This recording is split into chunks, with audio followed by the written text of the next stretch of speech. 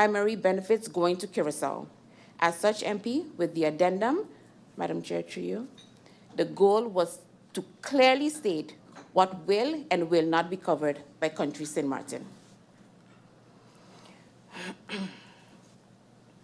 I move on to questions by the Honorable MP Arian.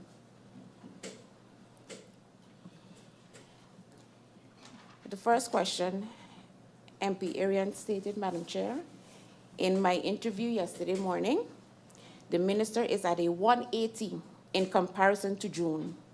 Shows a difference election period and election reality. My answer, Madam Chair, through you, the MP mentioned a shift of 180 from June, but this change occurred because I thoroughly reviewed the contract that was signed off in October of last year, which linked the ENIA matter to the COVID loans. While in June, I was discussing other possibilities with APS, it became clear after reading the refinancing agreement signed by MP Artwell and former Prime Minister Sylvia Jacobs that the COVID loans and the ENIA solution were tied together, resulting in higher interest rates. Consequently, I had no choice but to work with what was already on the table and amend the situation to benefit St. Martin, which is exactly what I did with this addendum. Previously, in the outline agreement, the focus was solely on policyholders. The document you signed, the document the MP signed off on, would have committed St. Martin to pay for BESS and Suriname policyholders, as well as the execution costs of ENIA company. Yet, the MP now claims there are no savings. It's unfortunate that the documents submitted were not thoroughly reviewed. The cash flow overview and comparison clearly highlight the 37 million guilders in savings. While Minister, I understand... we have an interruption from MP Otley. MP Otley, you have the floor. Thank you, Madam Chair. Through you to the Honorable Minister of Finance, we speak of the loan agreement that linked the ENIA and the agreement. I would like to make it clear that in this same agreement, it also says that we have until September 10th of this same year to notify if we cannot come to a solution, and the parties can come to an agreement to extend. This is not being mentioned. Even when the technical team was here, it was given a paragraph from the loan agreement, and it's being ignored that the minister, be it a new minister, had until September 10th to request any and such changes, which we would not have been in this position, being forced, if you did not agree, being forced to make a decision on what none of us agree with, but the stipulation is there. So I would like to make that clear that, and ask this question to the Honorable Minister, did you notify or make use of the opportunity to say, I am not ready, I cannot find a solution before September 10th? Was this opportunity taken up? Thank you, MP Otley. You now have the floor, Minister, to answer. Thank you, MP Otley, for your question.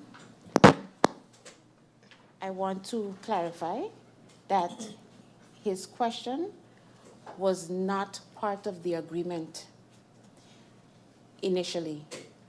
Additionally, I see MP Otley, Madam Chair, through you, is speaking on behalf of all MPs today in stating that none agree. Well, at the end of the presentation, in answering the questions, I hope that can turn around and we can see exactly who is for the benefit of the people of St. Martin and who is not. I did.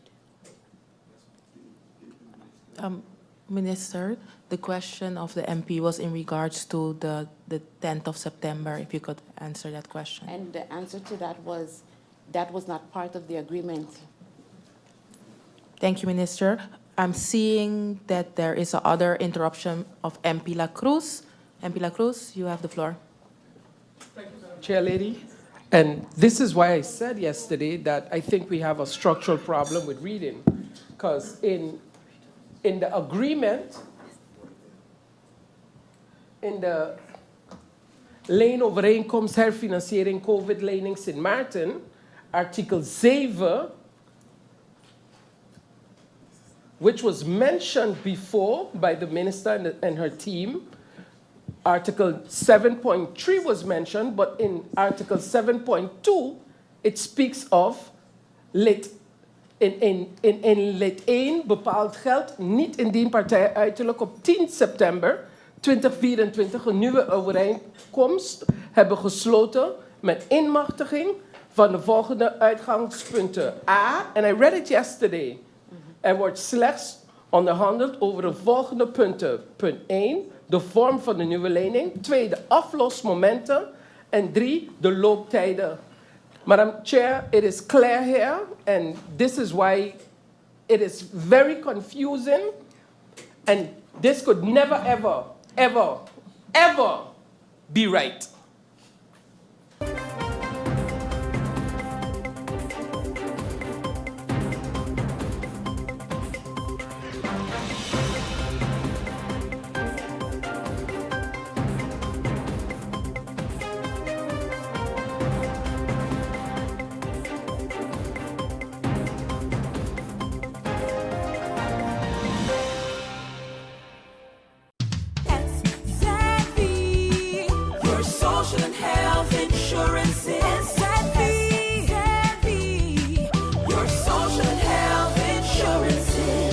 Are you SXV insured? Do you have a valid medical insurance status? SXV is cardless. Request your My SXV account today and enter the virtual office of SXV. Go to sxv.sx and sign up now. SXV, yeah. Your social and health insurances. It's hurricane season. Are you prepared? Here are a few tips to remember to help keep you and your family safe. If you're not in an area that is advised to evacuate and you decide to stay in your home, plan for adequate supplies in case you lose power and water for several days and you're not able to leave due to flooding or blocked roads. This hurricane season, make a family emergency communication plan. This public service announcement was brought to you by the government of St. Martin. Again, go back to the savings, Madam Chair, and I would like to just confirm. When we look at the original, over the 50 years, we have about 14.4 million for the uitvoeringskosten. We have 5.9 for the interest peak. We have 4.4 for Suriname and Best. And minus the Warburg sum best release, it adds up to about 23. Now, when we look at the addendum, so when you take out the peak facility for the addendum, is now minus 8. So with the addendum, the gains are then 22. So in the end, it becomes a balance. So because you can't look at the 14 again as a gain because the result has already been taken. So I want to confirm this, Madam Chair, from the Minister, and what I just said. Because then you'll be double counting. When it comes to the first rights of refusal, Madam Chair, and I realized that, again, it was in the I went back to the budget presentation. It was supposed to be an addendum. It came back in the confidential documents, I believe, last week. And when we look at the difference between first rights and the matching rights, so in my view, the first rights of refusal, this gives the holder the option to enter into a business deal, like purchasing property or shares, before the seller can offer it to someone else. Before. If the holder declines the offer, only then can the seller offer it to other parties. Now, with the matching rights, this gives the holder the ability to match any third-party offer that the seller receives. The seller can then negotiate with other parties first, but before finalizing the deal, they must give the holder the chance to match the terms of the best offer. So the key difference here is, with the first rights of refusal, the holder gets to decide before the seller approaches other potential buyers, and with the matching rights, the seller can shop around first and then come back to the holder. So again, when the minister first came to Parliament with her proposal, it was based on the first rights of refusal. Again, it's two different feelings, and like MP La Cruz said, in the beginning he was excited for the first rights, but it's not the same as the matching rights on those definitions. MP La Cruz also looked at the ENYA agreement, the loan agreement from 2023. It was also an interruption, I believe, by MP Westcott. And yes, in that loan agreement, it did stipulate the options to be able to come to a discussion before September 10th. I would also like to ask the minister, were there any discussions with the Bezeka within the last couple of weeks? I know they was here on the island, and regarding possible renegotiations, since the position of the minister then was, I do not agree. So I want to clarify if any of those meetings happened, Madam Chair, because based on the answer from the minister, it seemed as if there was zero possibilities, but I believe based on that loan agreement, there was. Thank you. Who or what is in place to ensure that the wheel keeps rolling and there is no foul play? The minister responded in saying that the central bank has shown some sort of, I guess, acknowledgement of their wrongdoings. So that's a good sign. But I am not comfortable with that. If we are asking the parliament / the people of St. Martin, because that's what we are, the representatives of the people, to bind the country to an agreement, while I can hear the back and forth between the HLA and the addendum, I really need to know, or would have liked to hear, the government protective mechanism that protects us from going through the same thing. When the minister gives answers, I notice the minister highlights that the answer is from central bank. But I remind the minister, by reading the answer, you accept the answer, and it's your answer. So therefore, I need that clarity, the mechanism in place that ensures control over the central bank, because when we speak of the 4 representatives, in which one of my MPs pointed out, 2 belong to Curacao, 1 for the central bank, which that person is from Curacao, and 1 for St. Martin. We are already at a deficit. So we need to ensure our protection from a government level, and not just saying, bail us out and allow the people that messed us up, put us in this position, to be back in this position just because they admit I was wrong. The minister alluded a couple of times to the fact that the minister was kind of stuck with the HLA agreement because of a pre-approval by the former minister. But in the COVID loan agreement stated that as long as a solution is thought of,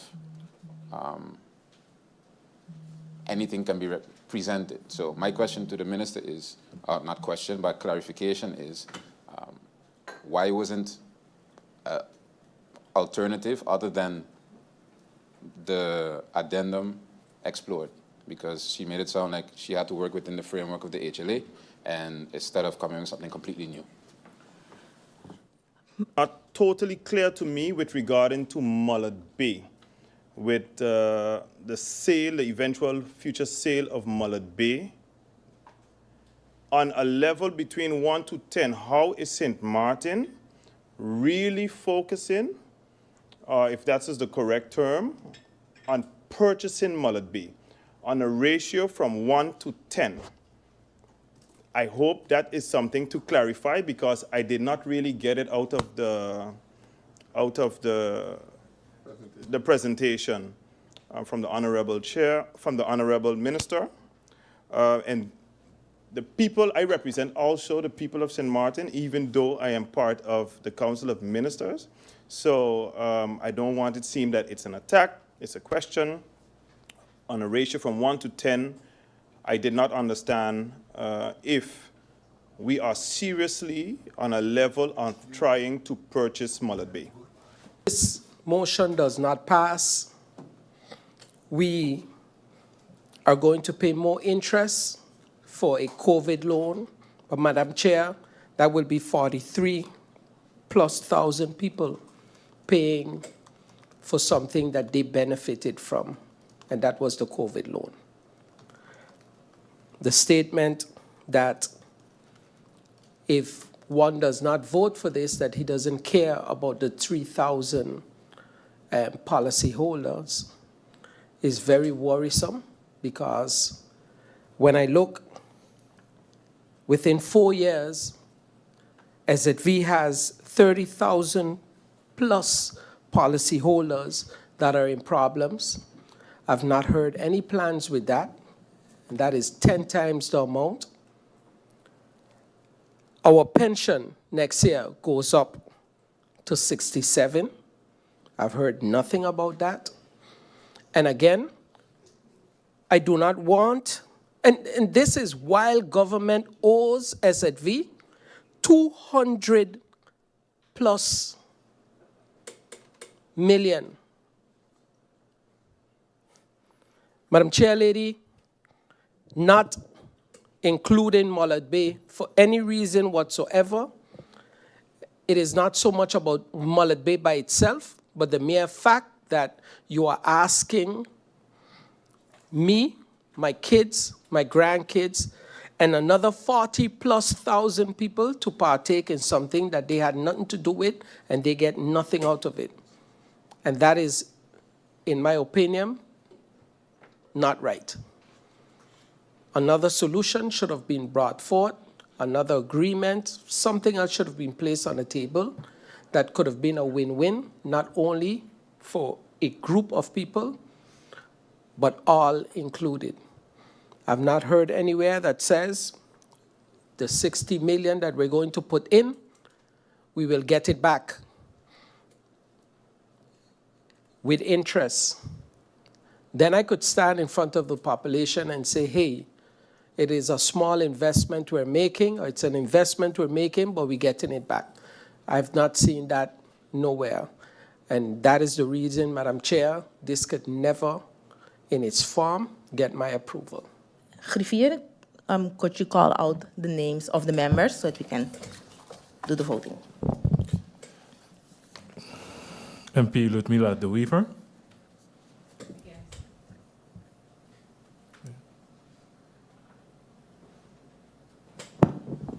Against. MP Sarah Westcott Williams.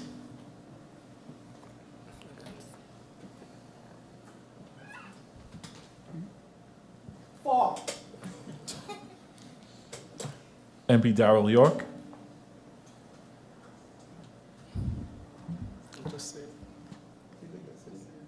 Against. MP Chanel Brug. For. MP Melissa Gums. For. MP Artwell Irian. Against. MP Viren Kotai. For. MP Francisco La Cruz. Against. MP Lyndon Lewis. For. MP Luke Marcelina. For. MP Franklin Myers. For. MP Omar Otley. Vice Chair Lady Shamira Roseberg. For.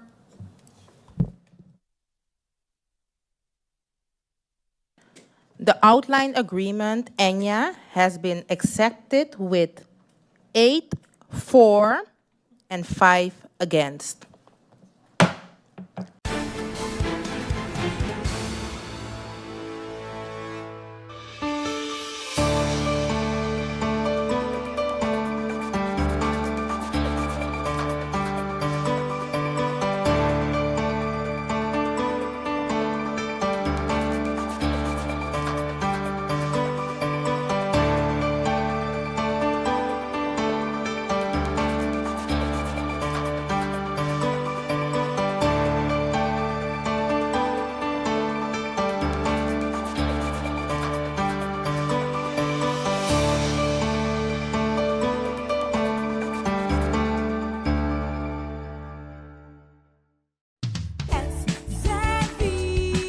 Your social and health insurance is your social and health insurance. Are you SZV insured? Do you have a valid medical insurance status? SZV is cardless. Request your MySZV account today and enter the virtual office of SZV. Go to szv.sx and sign up now. SXM, yeah. Your social health insurances.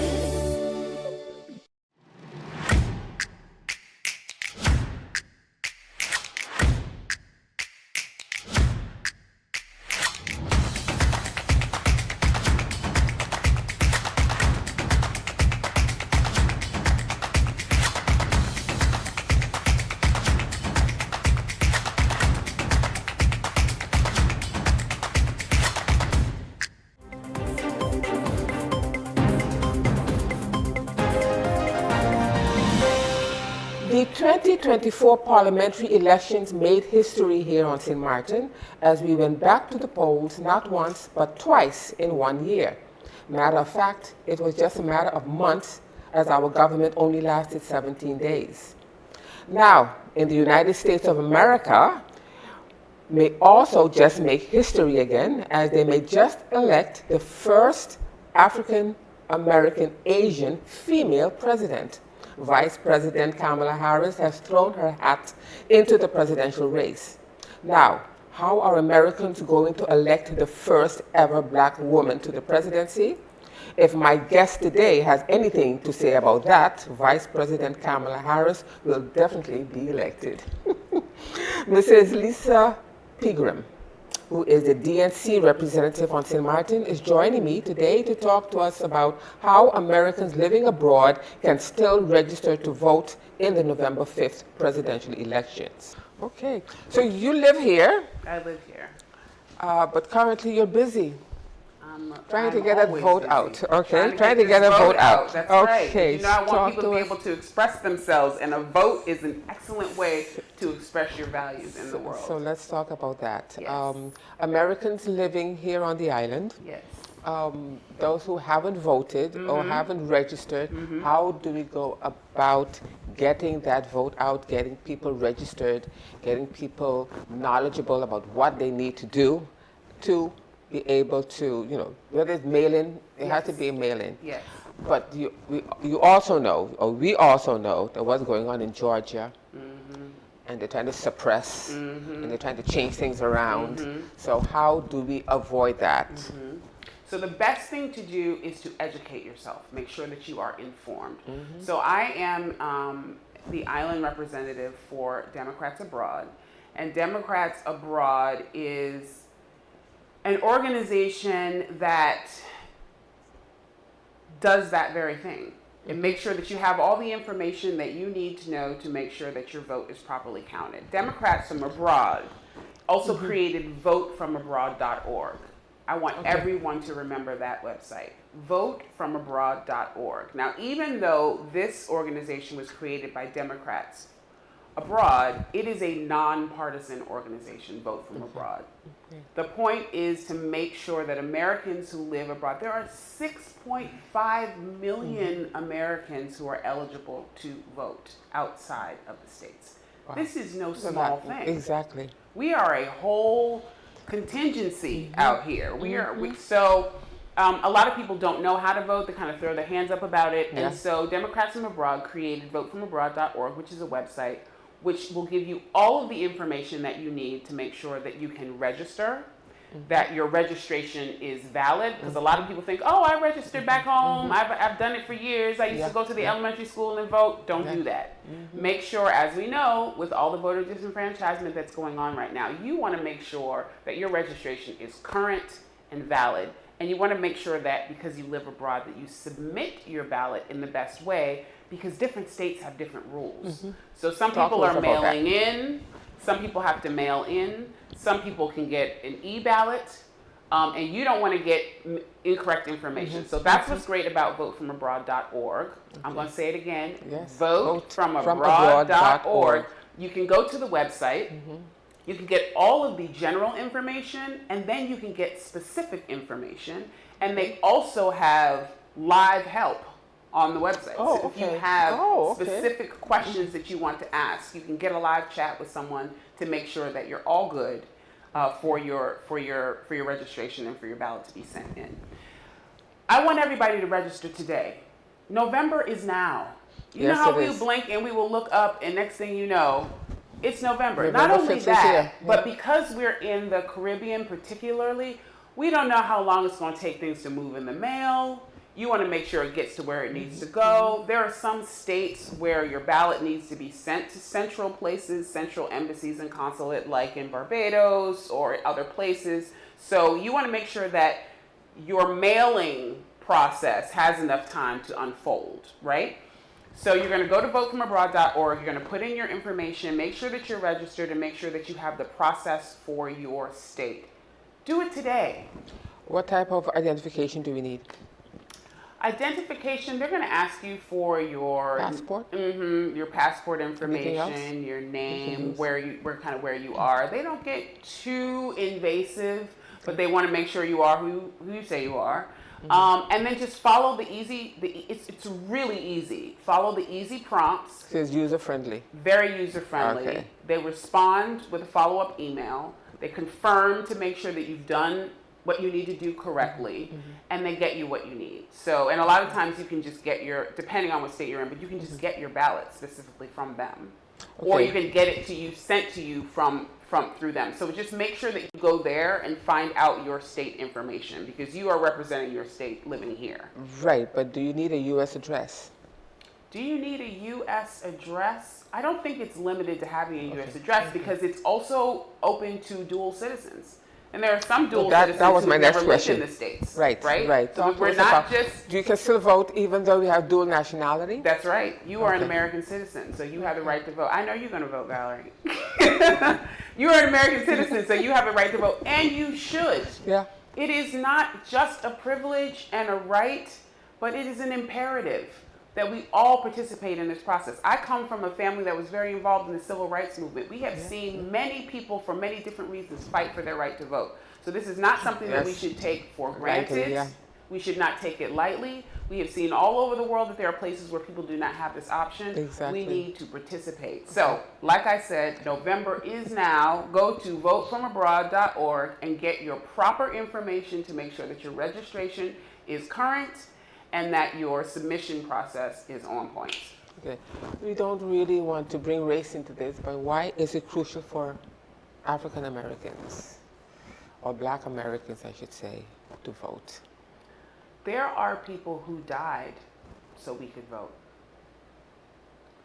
There have been so many, and not only just in the past, because I think people like to think about the past, which is really not as far in the past as we like to think it is. Okay. If you think about the amount of effort that has been invested over the decades in keeping African Americans from voting, there has to be a Yes. reason behind that.